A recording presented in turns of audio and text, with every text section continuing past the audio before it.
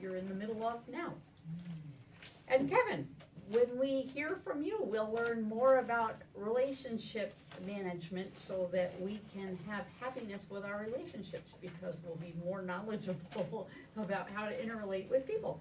So with that, I would like to welcome Kevin Egberith up to tell us a little about time management. Time management, Kevin Egberith. Thank you.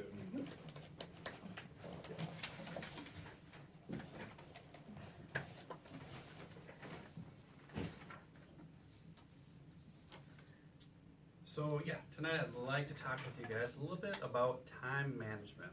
So imagine with me for just a moment a train, and there's 24 golden boxcars. Golden. 24 because there's 24 hours in a day. The question is, what are you going to fill those 24 golden boxcars with? The reason that they're golden is because whatever you put in each one of those boxcars is priceless. Priceless. You see, each little bit of time that you put in there is a part of your life. We only got so much life, we only got so much time on this earth. So what you spend in one of those golden boxcars is going to be a part, an important part of your life that you're expending out. When I was a young man, I lived with my grandparents for a little while. And I would take my paycheck and come home, and I would sign the back, and Grandpa would cash it. He'd keep the money in his billfold so I didn't lose it. And whenever I wanted money, he says, you just come and let me know and I'll give you some money. So I would go to Grandpa and I'd say, Grandpa, well, there's this new CD out and I really want to get it and it's just awesome and I need 20 bucks. And he'd say, okay. So he'd be slowly, very slowly digging out his billfold. He'd say, so what's on the CD? And I'd say, well, it's music. He says, oh, okay. Is that kind of music not on the radio? I said, well, not all in the same place, but yeah, it's on the radio. Oh, okay, so he finally got his billfold, so he's very slowly, he's kind of looking through it. And he would ask me, he would say, so the CD is $20? And I would say, yeah. And he'd say, okay, so let me ask you this. He said, so the CD is $20 and the radio's for free, but you still want to get the CD, right? And I said, well, yeah, I want the CD. And he'd say, well, okay. He said, well, let me ask you this. Is that CD worth 3 hours of your labor, of your work? It got me thinking, because back then, I had terrible jobs, and I wasn't making very much money. So it was 3 hours of hard labor, unfun labor, like I did not enjoy it. And I would think to myself, no, that CD is not worth 3, and with taxes, probably 4 hours of my labor. It's not worth that at all. So back then, Grandpa taught me through asking questions to value my money. It made a profound impact on my life to learn young how to adequately value money. And what I'd like you guys to do today is to just begin to place a value on your time. You've only got so much of it. And if you squander it on Facebook, if you squander it on, well, I don't want to offend anybody, but whatever might you squander it on. So if you squander on it, it's just gone and it's just wasted. And we hear these sayings, people say, time just flies by. I don't know where the time went to. And a lot of times people are in a habit of squandering time. They wake up one day and they say, what happened with my life? Where did it go? It just kind of slipped by me. You see, time management is really life management. And life is just a specific amount of time. Time management is not just about cramming more work into an hour of time. That's what a lot of people mistakenly think. So they see that time management book, they're like, yeah, I could probably use that, but I don't want to do more work. So they let it go by. Sometimes people's place of employment will offer time management course or classes for free.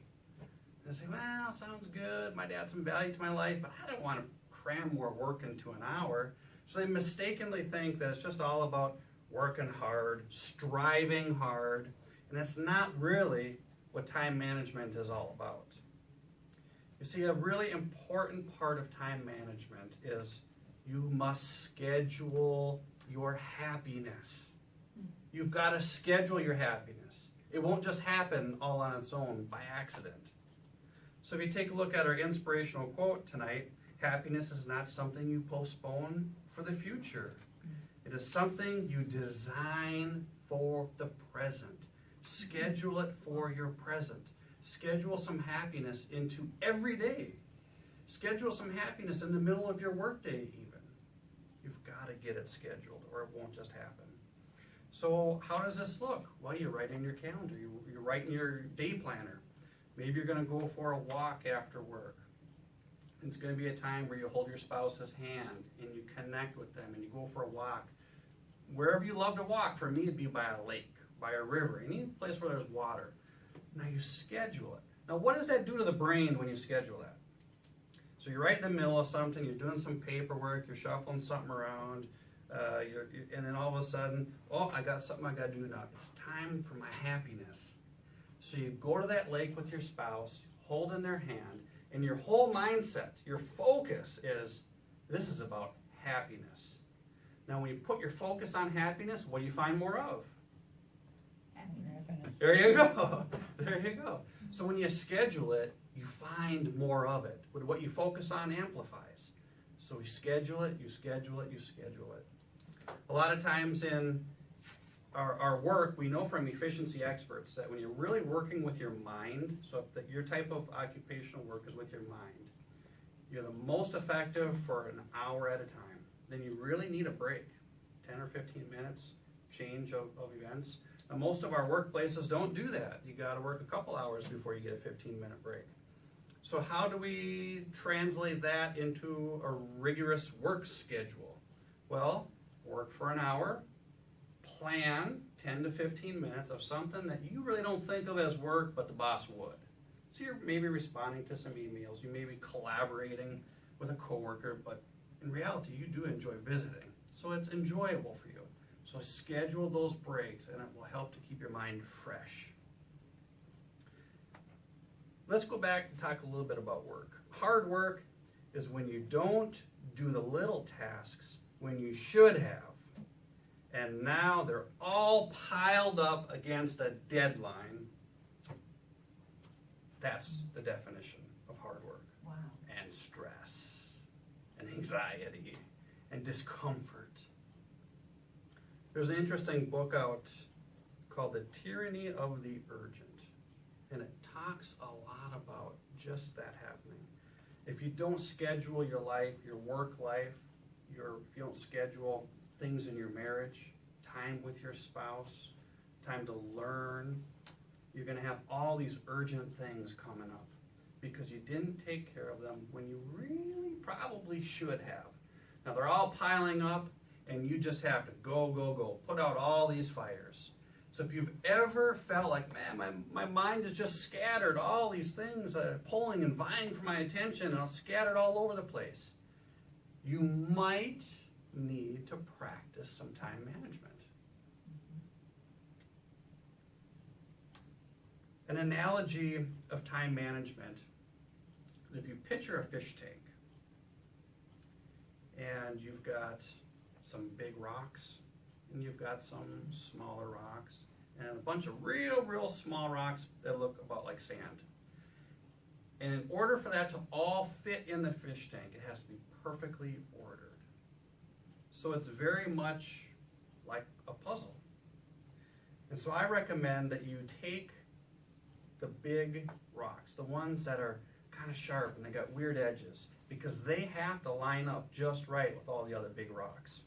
And you put those in the fish tank first. Those are the big things. Those are the really important things that you want to get done in your life. And I don't mean necessarily at the end of your life. I mean, you want to get that done.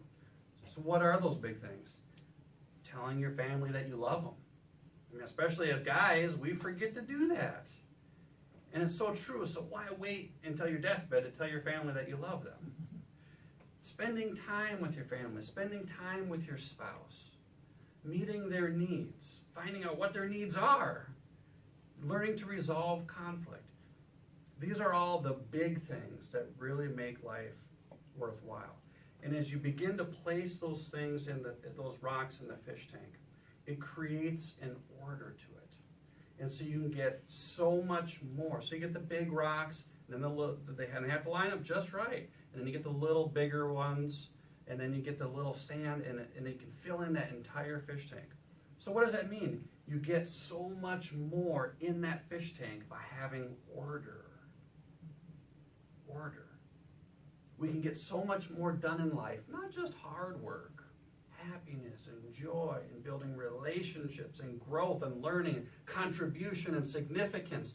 All the wonderful things in life we can get done if we manage our time and create order.